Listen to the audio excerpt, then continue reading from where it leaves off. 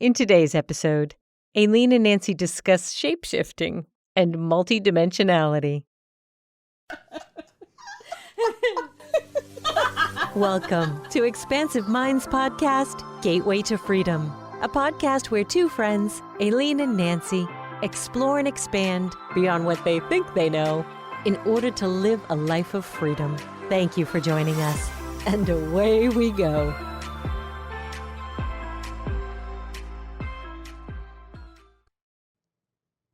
I'm just feeling this out.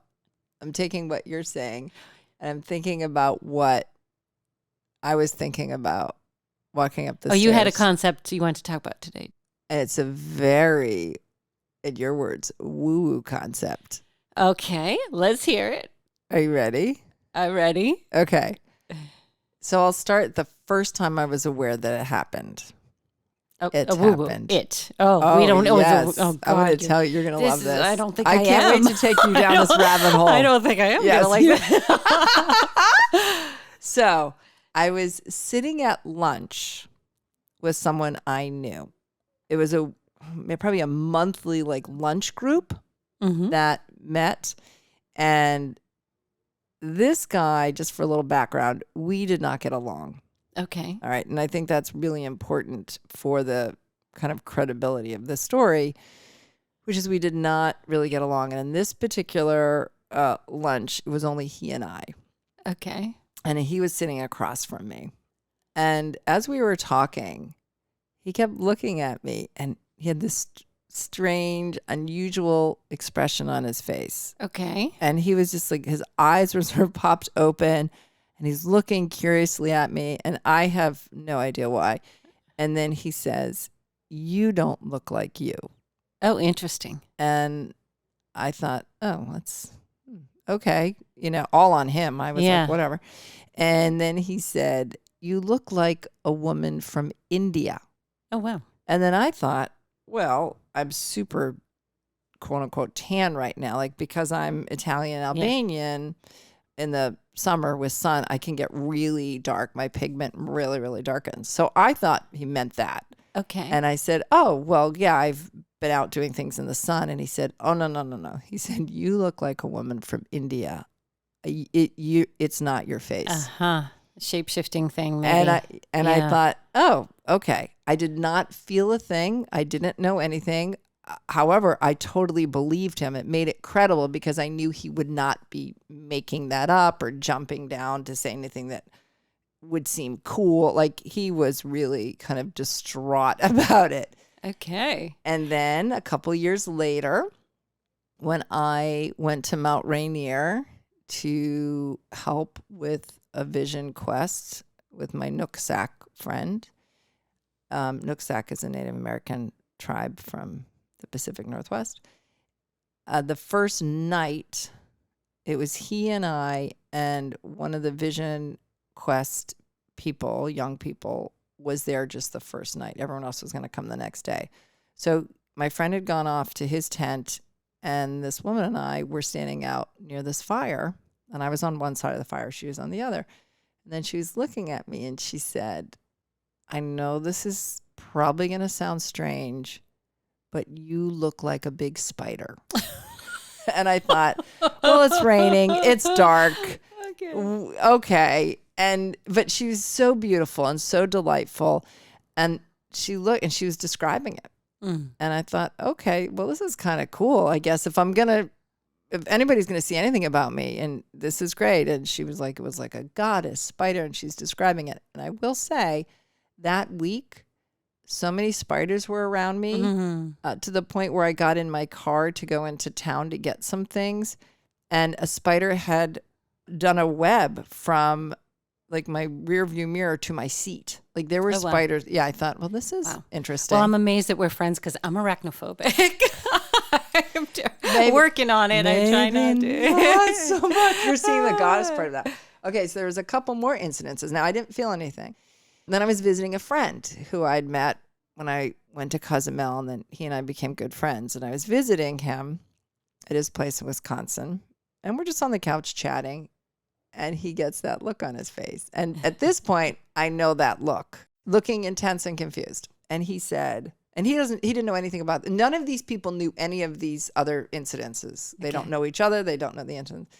And he said, this is really strange, but you look like my friend, like a dude friend of hers. Okay. I said, and at this point I was like, okay, sure. I get it.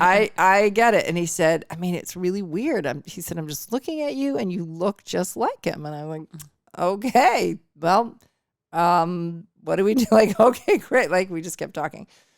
Then years later, again, completely different situation. A woman, a client, we're in a session. Now, this time I felt something happening. As she and I were talking, I felt my cheeks expanding. They felt like my face was tingling and starting to do things. And then she looked at me and she had that look. And so I said, for the first time, I was proactive. I said, is my face looking different to you? And she said, like her jaw almost dropped. She was more freaked out than anybody else. She said, yes. And I said, do you recognize? Like, what does it look like? She said, you look like my mother-in-law who died a long time ago. And I said, oh. Does she have a full face? She did. Oh, yeah. I said, and I pointed to where I thought my cheeks were coming out to. And she said, yes, that's where the cheeks are. Like, I could feel it. So that happened twice. Another time in a session that happened. And I could feel it happening. I looked at her. I said, am I turning into your mother-in-law? And she said, yes. And then recently I've noticed, I mean, on and off when I'm working with people, they've looked and said, oh, you look like an angel, or there's so much light around you. And I'm like, okay, cool. That's like the energy buzz going on. Mm-hmm. Yeah, we're in this. Oh, right. Recently, and this is different, who even knows? And so in the last 2 days, so Tuesday and Wednesday of this week, Tuesday, I had a client look at me and she said, I just have to tell you, your face has been changing into different faces this entire time. And again, I didn't feel anything. I'm like super into the work we're doing. I was doing some past life stuff with her. I was like really thinking about past life stories, which absolutely lined up to things that were happening in her life, which was great. Then yesterday, a client who I've known for a very, very long time, and how we got into energy work, doing things together. Again, didn't say a word to her about shape, like nothing.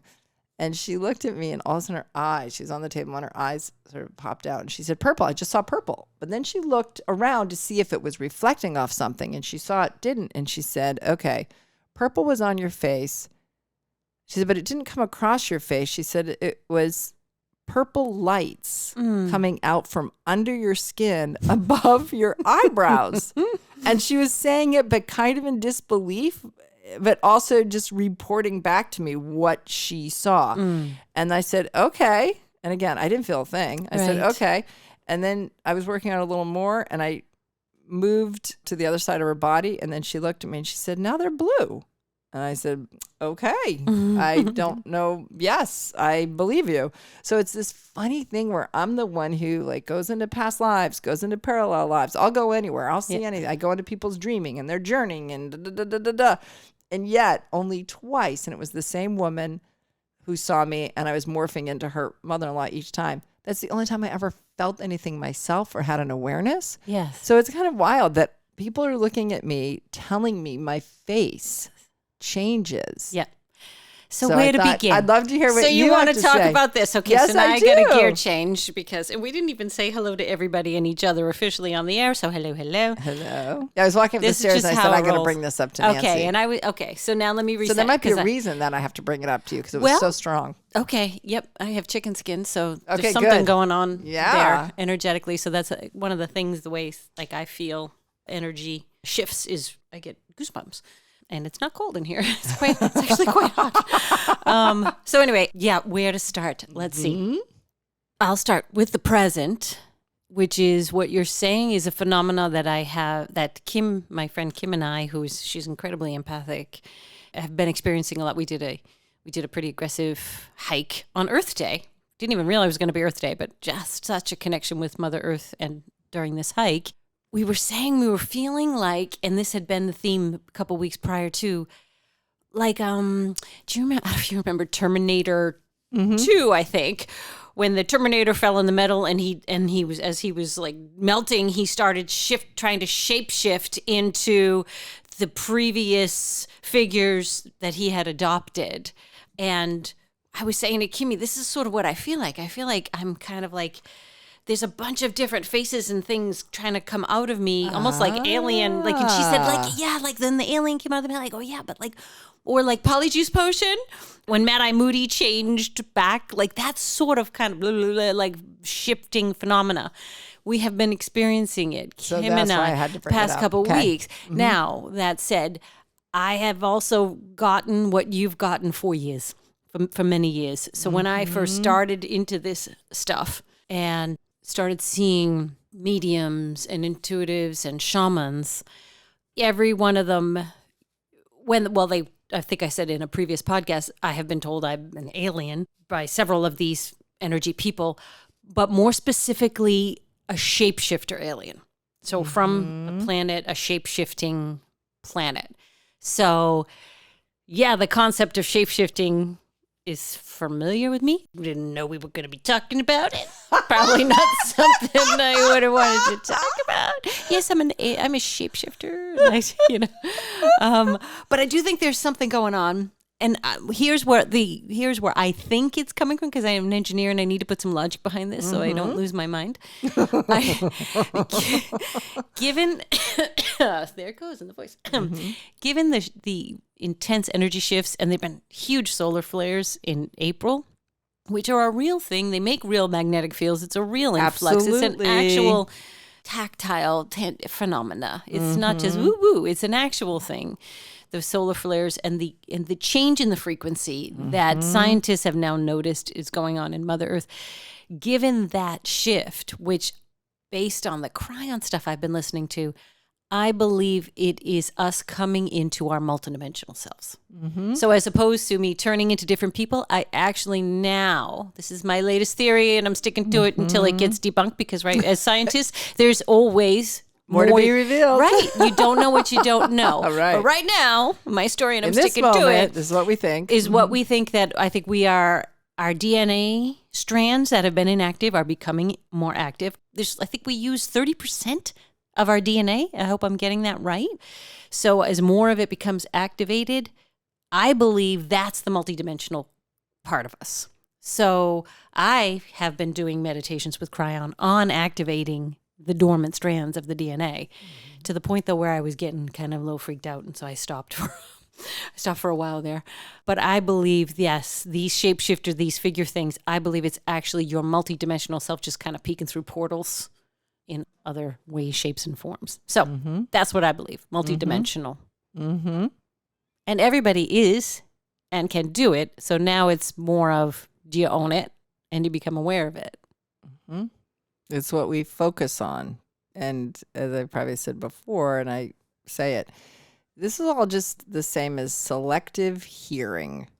And if we're in a room and there's music going on, we're at a party or in a restaurant and there's music going on and there's other people chatting, we can listen and focus just on the person in front of us and not hear or know or bring in the stimulation from all of the other things around us. And I'm going to layer on that and say, that's what quantum physics is. Nothing comes into this reality until you put your focus on it. That's when matter collapses, when you put your focus on it. And so when we step back and step forward and step back and step forward in our psyche, in our awareness, there is so much to see and so much to know. And I think many of us are simultaneously hearing. The selective hearing choice now is more about not what's in front of me or what's behind me. It's not making a choice of, I will listen to the band song behind me, or I will eavesdrop to the people to the right at the table at the right to me, or I will concentrate on the person in front of me. We are simultaneously able to hear, focus on, receive information, connection with everything that's going on at the same time. Head exploding. Yeah, it's true.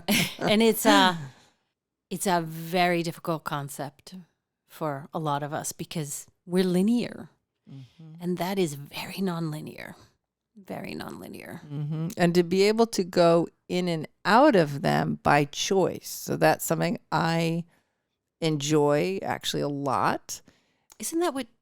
Who's the one who just died? He's Thich Nhat Hanh. Who just died? Thich Nhat Hanh died. He said meditation. he owned it. I live in all dimensions, all times, and then I just choose.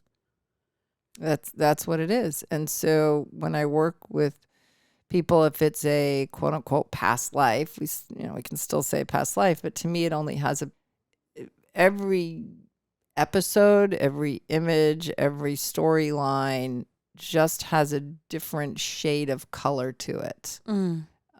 So what we call past life is just something that our history books that we've created say happened in the quote unquote past. So like I'll work with someone and all of a sudden I'll see a scene and I'll say, oh, and I learn history and geography better than I ever have by doing past life work, because I'll say, okay, I see you wearing this, and I describe what it looks like. I have no idea where You're it's like from. Dolores Cannon. It's super cool. Then I'll Google it, and then I'll say, oh, that was the dress of that era. Exactly. And so I can be in the space in my office or doing a Zoom or FaceTime with someone while I'm also in 1325 in Spain. I mean, that's the other thing. I'll come up with names of places. I'm like, I don't know where that is. And then I look, I'm like, oh, that's what it was called back in, blah, blah, blah. Super cool. It is so cool. Sometimes I have to look at a map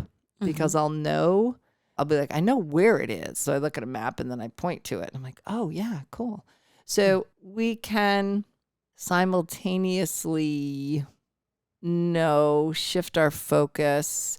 And it's not, some people work really hard at it and they try to quote unquote look forward, like look at it. It's so effort. And it's more, it comes in your side view, which is hard to explain, but people get it. And it's like a quote unquote side view. It's on your peripheral vision. It's not directly in front. And I think that's I think because we're conditioned to do 3-dimensional 5 sensory, that we might just sort of train ourselves to think, well, if I'm going to see another dimension, it has to be quote unquote in front of me. And it's like, well, no, that's your 3-dimensional 5 sensory attachment. That's an excellent point. Right. I recently discovered Dr. Sue Morter.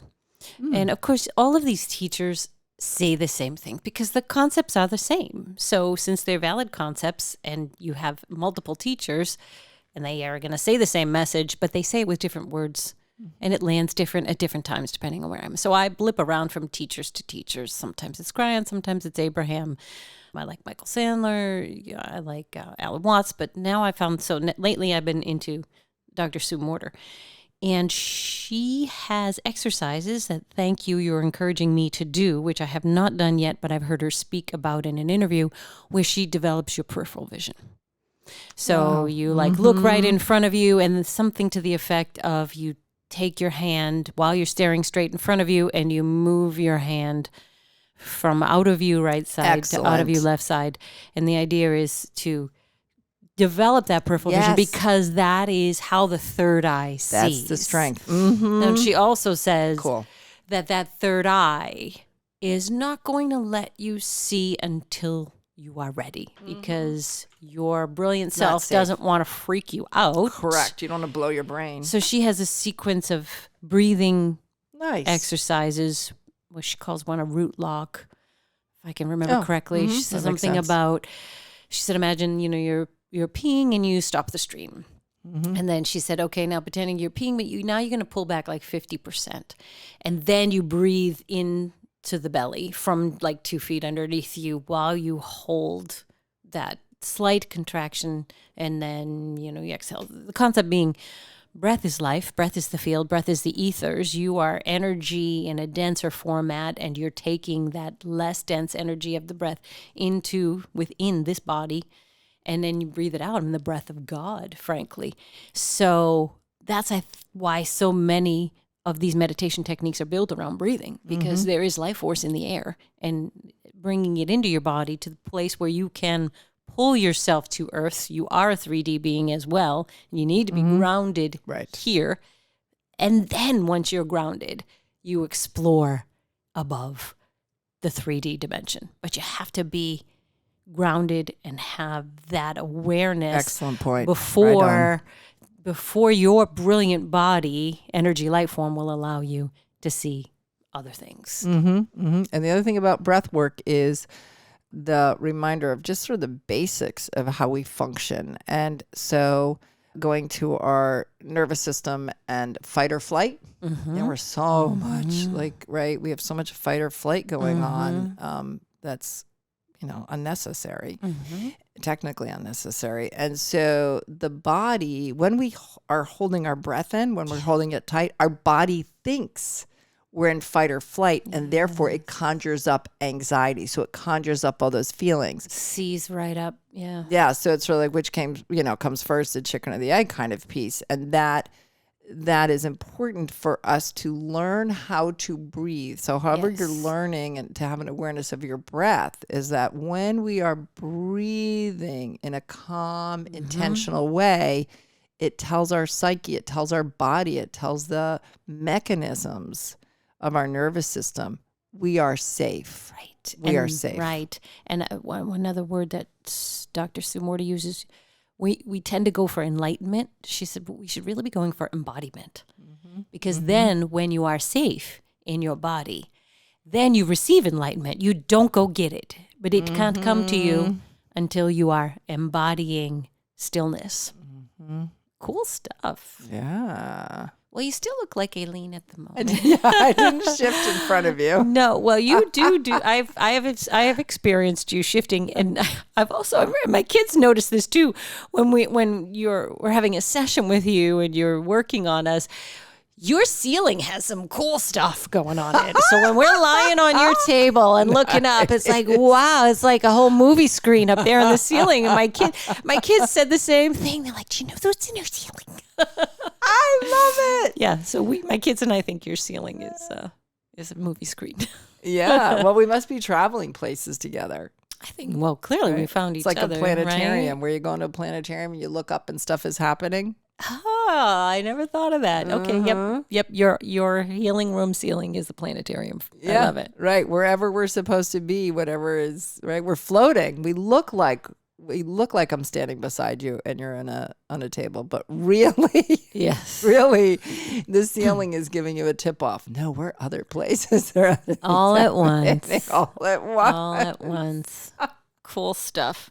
So, for those of us who do want to delve a little deeper into this, how about some words of advice? Because I know me being the type A engineer, when I decided I'm going to turn on my dormant DNA and I'm going to explore multidimension. And I, as I do with so many things, hit it like a beast. You hit it hard. Wicked hard, as we say in Boston. Wicked hard. I hit it like a beast, and I scared the bleep out of myself. Right. Then I pulled way back. I'm like, God, this is so scary. Or is it either this is real and I'm terrified because it's so nonlinear, or I'm losing my mind. Right. Yeah, the losing the mind thing. So it is it can feel very strange. And the reminder is it's just that your reference points are changing. So it feels very unsettling until we expand to master our environment to realize there are no such thing as reference points. So what I say to people is imagine if you get up every morning, you go downstairs and you sit in a blue chair in your living room and you just kind of sit there for a minute to get ready for your day. What would it feel like if you got up in the morning and you went into that room and you just sort of went to sit down on it, but it wasn't there? You don't know what happened to it. Or it was red. Or it was red. You don't know what happened to it. It happened beyond your awareness, conscious like this awareness. Yes. And it would be disconcerting. And you're still okay. And so when something happens to us, it changes and takes away our reference point, the reference point being 3-dimensional, 5-sensory reality. So when something happens that is not that, right, it can feel as tangible as showing up in your living room and the chair you always sit in is gone. So one time, this is sort of one of my favorite, well, I have a lot of favorite ones, but this was a great one. So to that point of getting up in the morning, I had 2 little daughters at the time, came down the stairs, and I sat down in the living room for a minute. And when I looked at the TV that was, quote unquote, across the room, typically I was like, oh, I sit in this chair, the TV's over there, 3-dimensional 5th sensory. I knew where everything was. I sat down and it was so unbelievable. The TV felt like it was in my face. Like it was up in about a third into my face. And a lot of times we have we have spontaneous knowings when that happens. So I'm sitting there. It was very visceral, very real. The TV was there. And I just heard myself say, 3 dimensions is a joke. Huh. And then I said, I was living on Nantucket at the time, so I think this is why I use this reference point. I heard myself say, it was very clear I was talking to myself, there are more dimensions than there are grains of sand on all the beaches. Wow. Like Nantucket and beyond. And I sat there, my heart went blah, blah, blah, blah, blah, blah, blah, blah, right? Because what does it mean now? What's going to happen now? You have to relearn everything. So then I thought, well, I still have to get up and make my kids lunch for school. But I need to tell somebody what happened. This lunch thing seems so unimportant now. Right? Right. So people will have spontaneous, not anything they were trying to do moments. Mm-hmm. And then it's like, how do we assimilate it? And that's like energy work, right? The work happens the work starts in the moment, but it takes at least 3 to 5 days for it to assimilate. Because it's like, well, how do I function with this new information? Yeah.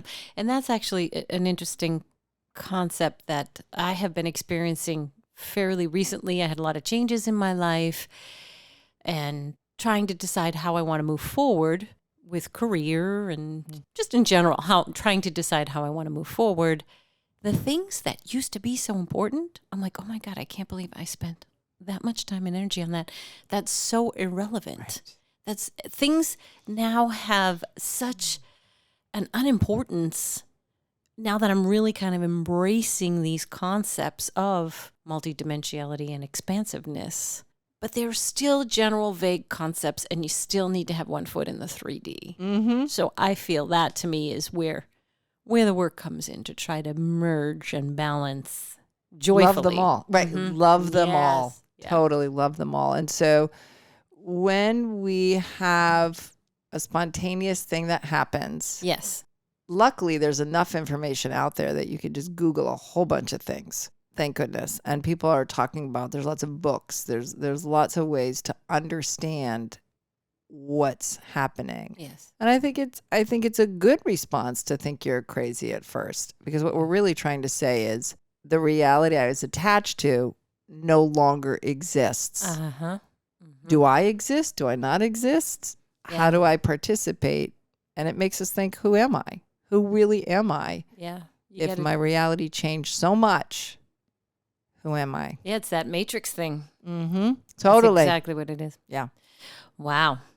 Well, on that mind-blowing note, we're going to leave you with that to think about. How do you like that? We're closing with it wide open. Exactly. And on that note, more to be revealed. Thank you for joining us on Expansive Minds podcast, Gateway to Freedom. Until next time, more to be revealed.